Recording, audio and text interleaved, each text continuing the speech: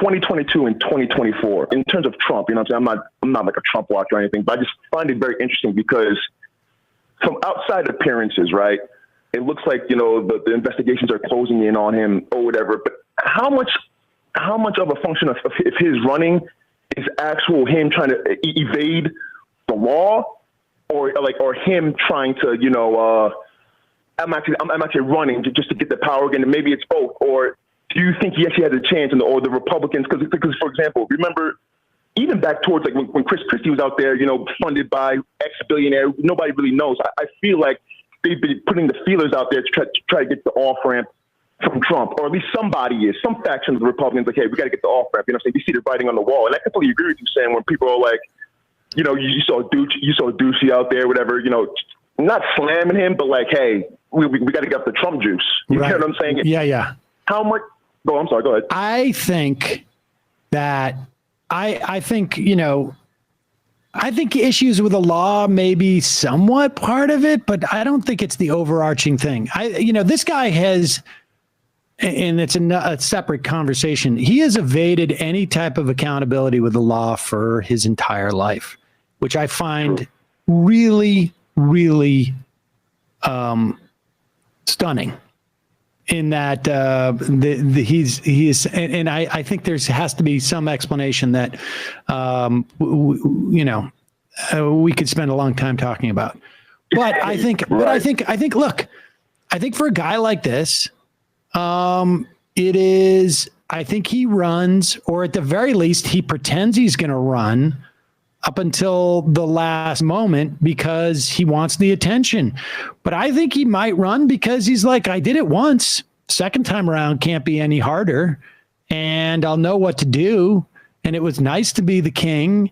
And I think, you know, he's embarrassed that he lost. I mean, that's what I think he believes that he was robbed.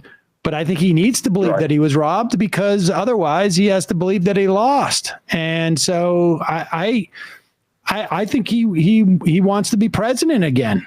Look, I thought the first time that he was going to drop out, I didn't think that he was actually going to like go through with it, because I don't think that he thought he was going to win through most of that too. And I think he's like, this is going to be great for business and I'll be able to, you know, but I think, you know, once you win once, that changes the equation. Right. And, so I think he wants to win.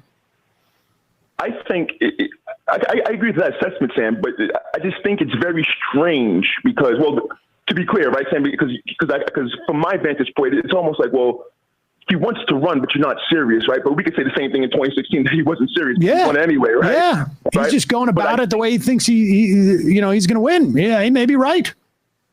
Right. But Sam, what's strange to me, it's like he's going through the old class again. You know, fake news. You know, stolen election. Blah blah blah. It doesn't seem like he's generating the juice. And I see DeSantis rising again. He's not a shoo-in, right?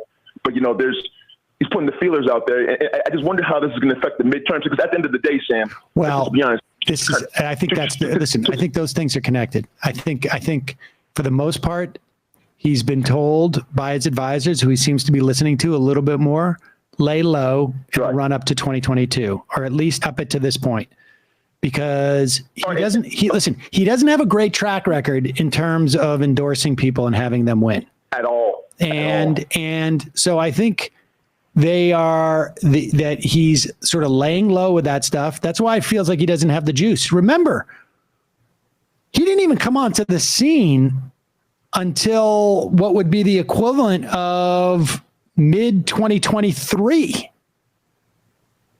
He didn't even, so like you can't judge, you can't assess this right here, what's happening right now. I mean, if anything, he has more prominence than any, sort of potential political, presidential candidate, at this stage than anybody. And DeSantis is coming on, et cetera, et cetera. Yeah, but there's, again, there's going to be an anybody but Trump vote out there in the Republican Party, but I don't know that there's going to be anybody who's going to have as hard and of a base as Donald Trump in the Republican Party. Let me put it this way. So far, I do not see really any indication that anything would be any different this time around. Because even to the extent that people are coming out and criticizing him, they're criticizing him now because he's not out there. But once he puts himself forward, I would be very surprised to see these people criticize him in the same way, because they're going to be afraid. They're going to be afraid because his base is the Republican base. That has not changed. That has not changed. And my final question for you, and I'll jump. And how much, again, this is just, kind of, napkin math or whatever, but how much of the 2022 race for the Democrats is going to hinge on kind of like the quote unquote Republican civil war, if there is going to be one, because I feel like with Biden's BBB in disaster, he has nothing to take to the table. So 2022 is looking bad, but I do see some marginal, but I think significant risks within the Republican Party. Answer the question when I get off. Left is best. Okay, take care, Sam. Appreciate the call. I mean, right now, I don't see, I don't see anything that is going to mitigate sort of, I think the loss of the House for the Democrats. The Senate, I think, is a function of just like, they can't seem to get particularly good candidates. And, Ohio seems to me like there's going to be an opportunity for a pickup there, because particularly if Josh Mandel wins, because he's just like, dude is fringe. And I think I'm not convinced, or I should say I'm not unconvinced, that when we see stuff like this banning of Russian oil by Biden, I think a significant percentage of that move is a function of Ohio, of these Senate seats. And I think the calculus is we're going to lose the House.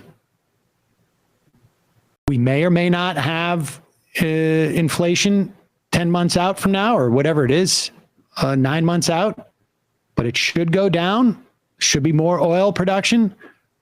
But we need to show that we are, we're on the side of Ukraine. And a lot of Republicans are not. I mean, I think that's the political calculation. That's my guess. I don't know.